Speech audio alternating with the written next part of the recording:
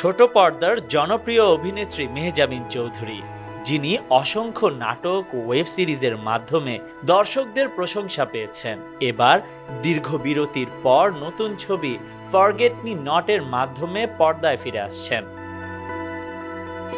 তরুণ নির্মাতা রবিউল আলম রবি পরিচালিত web platform চরকির বড় প্রজেক্ট মিনিস্ট্রি অফ লাভের চতুর্থ ফিল্ম এটি।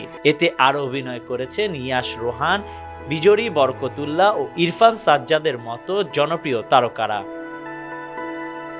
সামাজিক যোগাযোগ মাধ্যমে চরকির অফিসিয়াল পেজে বলা হয়েছে, খুব শীঘ্রই আসছে মিনিস্ট্রি অফ লাভের চতুর্থ film forget me not.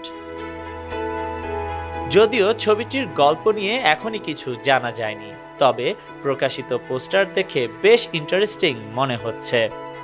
Khandakar Ishtiaq, news now 24।